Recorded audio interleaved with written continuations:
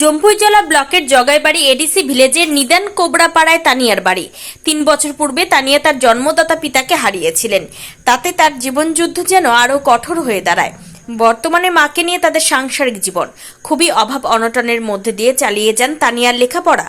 মায়ের অক্লান্ত পরিশ্রমের বিনিময়ে যতটুকু আয় হতো তা দিয়ে তার লেখাপড়া খরচ চলত। অভাবের সংসারে সামান্য আরাম আলিশান জীবনযাপন করার পরিকল্পনা শুধুমাত্র দুঃস্বপ্ন ছাড়া আর কিছুই নয়। এই হেন করুণ পরিস্থিতির মধ্যে দিয়ে লেখাপড়া চালিয়ে গিয়েছিল তানিয়া। এবছর মাধ্যমিক পরীক্ষায় উত্তীর্ণ হয়।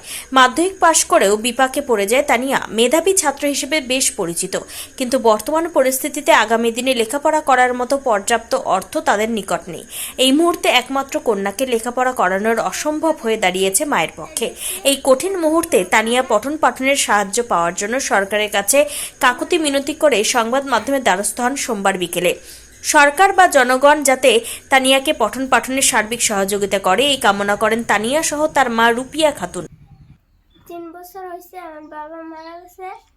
তারপরে বাবা মারা যাওয়ার পরে পড়ালেখার কষ্ট হয়েছে।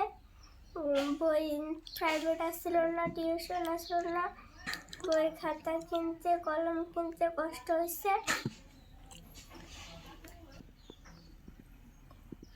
আমি অনেক কষ্ট করে মাধ্যমিক ফার্স্ট করছি। আমি আমার শিক্ষক শিক্ষিকার কথায় যতটুকু পড়াশোনা করছি তাদেরকে আমি ধন্যবাদ জানাই। মুহূর্তে আমি ধন্যবাদ জানাই। ক্লাস 11-এ পড়ার ইচ্ছা, কিন্তু আমার বাবা নাই, মা পড়াতে পারবো কি না পারতো না জানি না। আমার পড়তে খুব ইচ্ছা, পড়তে পারবো কি না জানি না। এই ক্ষেত্রে সরকারের কাছে এবং জনগণের কাছে আমি আবেদন, সবাই আমাকে পড়ার ক্ষেত্রে সবকিছু দিয়ে সহযোগিতা করবেন।